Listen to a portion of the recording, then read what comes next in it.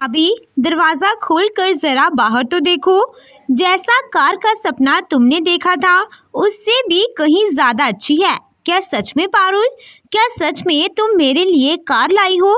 रुको, पहले मैं पूजा की थाली ले आती हूँ। अरे भाई, मेरी कार आई है।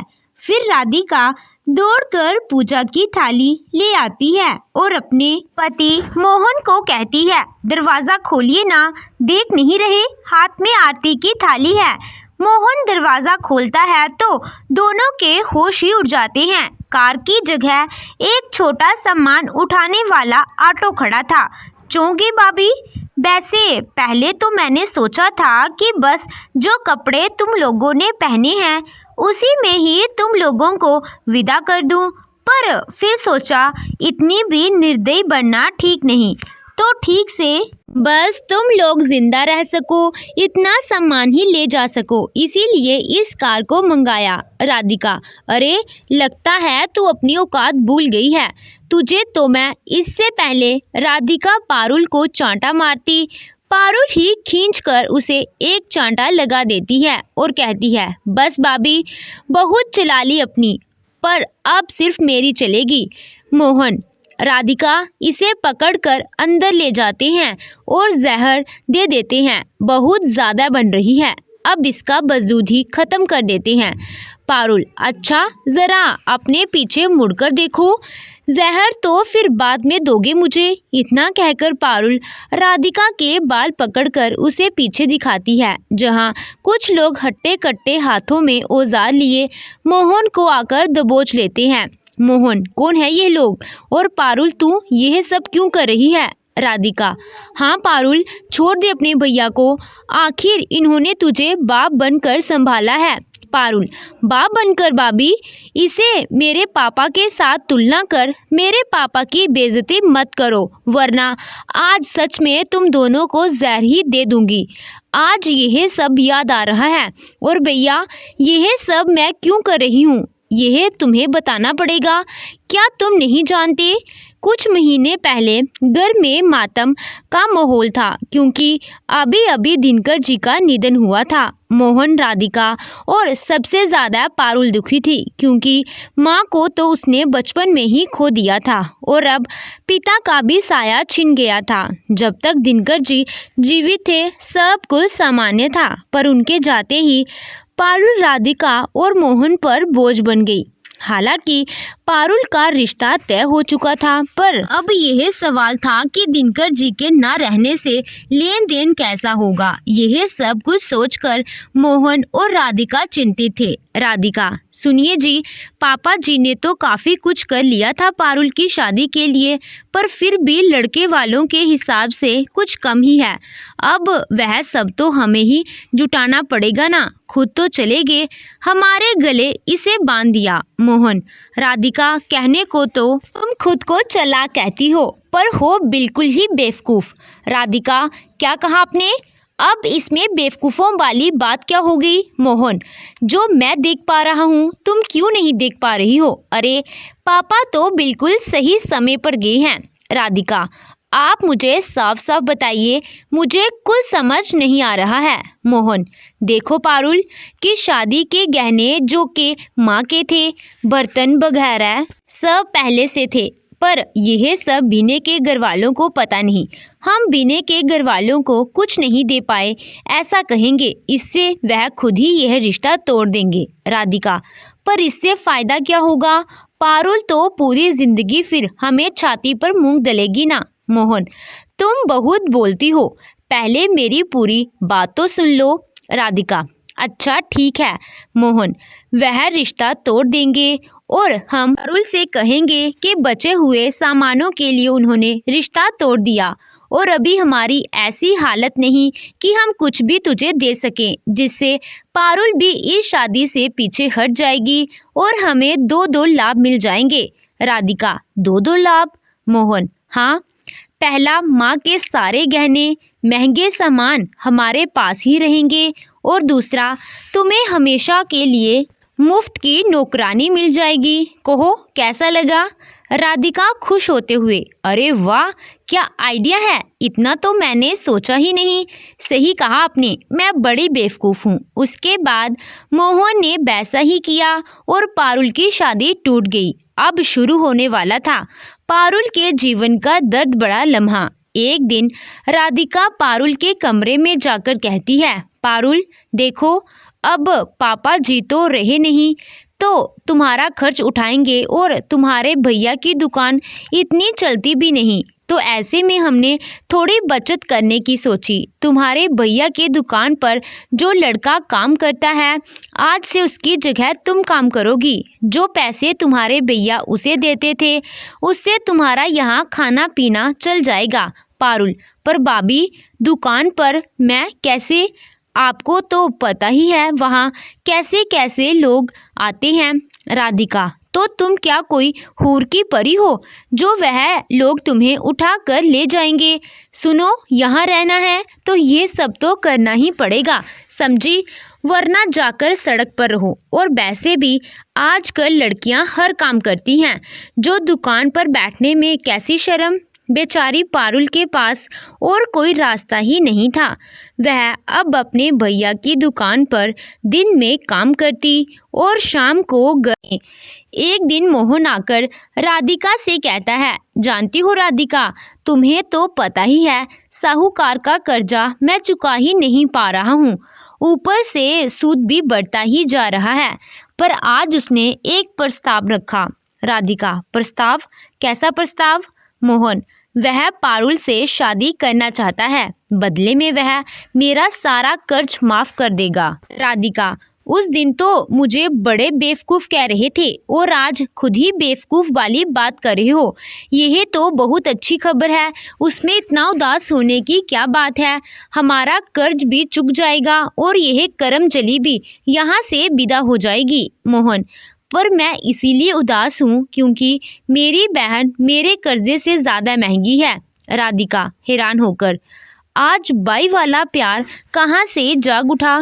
कल तो आपने ही उसकी शादी तुड़वाई और आज? मोहन, अरे प्यार व्यार कुछ नहीं, वह तो मैं कह रहा था कि वह साहूकार बुढ़ा और मेरी बहन जवान, मेरे कर्ज से कहीं ज़्यादा कीमती है यह शादी। इसीलिए मैंने साहूकार से कहा कि मुझे मेरा कर्ज माफ़ और ऊपर से 50 लाख चाहिए। और पारुल बस 2 जोड़ी कपड़े में ही जाएगी। तो फिर क्या कहा साहूकार ने? राधिका ने आंखें बड़ी करते हुए कहा, वह सोचकर कल बताएगा, पर मुझे पता है वह हाँ ही करेगा क्योंकि मैंने उसकी आंखों में पारुल के लिए हवस देखा है। मोहन ने कहा, फिर तो आपको 10 लाख कहना चाहिए था। राधिका ने कहा, मोहन, इतना लालच भी ठीक नहीं राधिका, इस भंगार से इतना ही मिल जाए बहुत है, ऊपर से माँ के गहने भी तो हैं। अगले दिन मोहन, बात बन गई राधिका, अब तो शादी की तैयारी करो। राधिका, पर पारुल, क्या वह मानेगी? मोहन, मानेगी नहीं तो मनवाएंगे, उसकी मर्जी हो ना हो, यह शादी तो ज़रूर होगी। फिर राधिका और मोहन पारुल के पास जाकर कहते हैं, पारुल, हमने तुम्हारा रिश्ता तय कर दिया है और परसों ही तुम्हारी शादी है। पारुल, क्या मेरा रिश्ता? पर किससे? तुम लोगों ने मुझसे पूछना तक ज़रूरी नहीं समझा। मोहन, देख पारुल, पापा तो रहे नहीं जो तेरे नखरे सहे, और दहेज देकर हम तेरी शादी करवा नहीं सकते। ऐसे में यह रिश्ता आया, इसे कुछ भी नहीं चाहिए, ऊपर से अमीर, तू वहाँ खुश रहेगी। पारुल अब खामोश हो जाती है क्योंकि सच ही तो कह रहे हैं भैया, बिना दहेज के शादी कौन करेगा। पारुल यही सब सोच रही थी कि तभी मोहन उसके सिर पर हाथ फेर कर कहता है, देख पारुल, मानता हूँ कि मैं कभी कभी तुझे डांट फटकार देता हूँ, पर तेरा बुरा कभी नहीं चाहूँगा। तू यहाँ जिस कमी में रहती है, मैं नहीं चाहता तू ससुराल में भी वह कष्ट झेले। तेरे ससुराल में तुझे सारा सुख मिले, मैं तो बस यही चाहता हूँ। पारुल भी मोहन के प्रपंच को समझ नहीं पाती और भावुकतावश इस शादी को अपनी रजामंदी दे देती है। 2 दिनों में शादी थी तो जाहिर है मोहन किसी को न्योता भी नहीं देगा और शादी भी एक दूर के मंदिर में रखवाया था उसने। शादी वाले दिन पारुल अपनी भावनाएं समझ नहीं पा रही थी। वह खुश भी होना चाहती थी, पर फिर उसे ना जाने क्यों एक अनजाना सा डर सता रहा था। अभी तो उसने अपने होने वाले पति को देखा भी नहीं था, पर जब वह मंडप पर अपने पति का चेहरा देखती है तो उसके पैरों तले जमीन खिसक जाती है।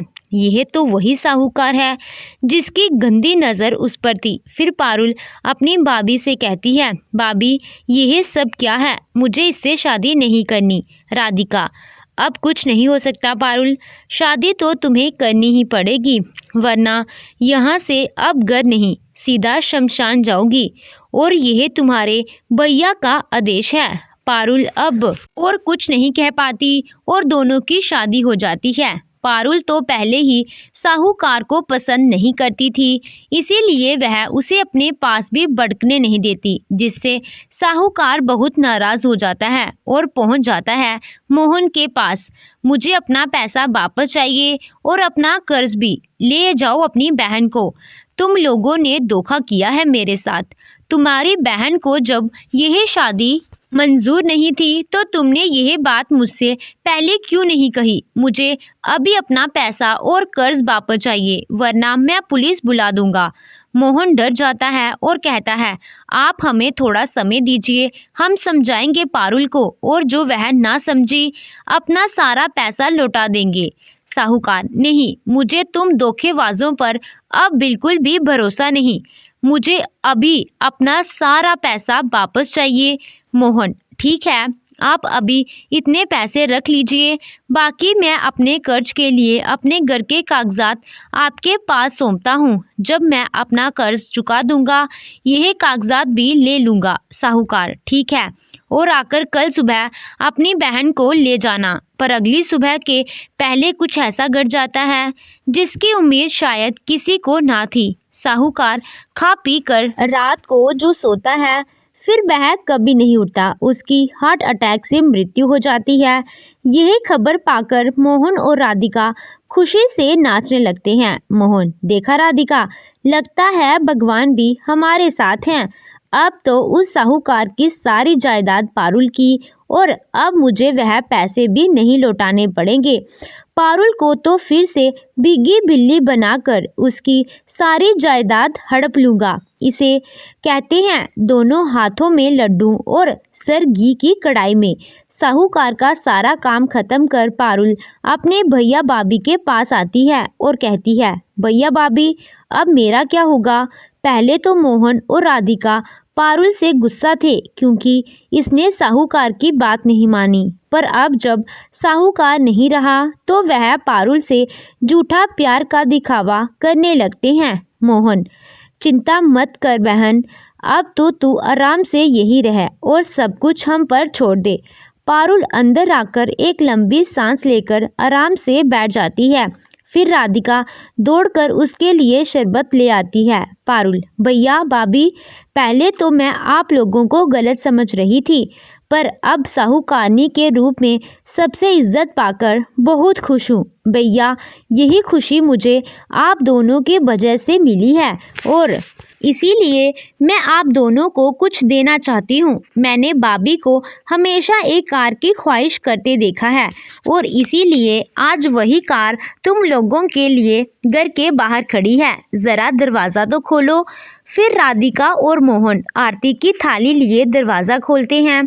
कार की जगह सामान उठाने वाला ऑटो देखकर हैरान हो जाते हैं कि तभी पारुल कहती है, तुमने मेरे पति से जो कर्ज लिया था उसके बदले घर के कागजात गिरवी रखे थे।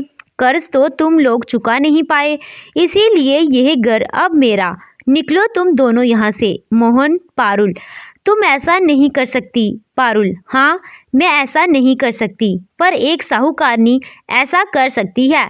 मुझे बेचकर अपना कर्ज चुकाना चाहते थे ना, अब वही तुम लोगों पर भारी पड़ेगा। देखना अब मैं तुम लोगों से कैसे गिन गिन कर हर एक चीज़ का बदला लेती हूँ। राधिका, मत भूलो, तुम्हें साहूकारनी भी हम ही ने बनाया है, वरना पड़ी रहती इस घर के किसी कोने में। पारुल: हाँ, यह कैसे भूल सकती हूँ भाभी। जो बाई अपनी बहन से रक्षा सूत्र बंधवाकर उसकी रक्षा करने का वचन लेता है, पर वही बाई अपनी बहन के ऊपर गंदी नज़र डालने वालों से ही उसकी शादी करवा देता है और उसे हवस के पुजारी के पास बेच डालता है, यह मैं कैसे भूल सकती हूँ। पर अब जब ऐसा हो ही चुका है तो क्यों ना उसी को अपना हथियार बना लूं।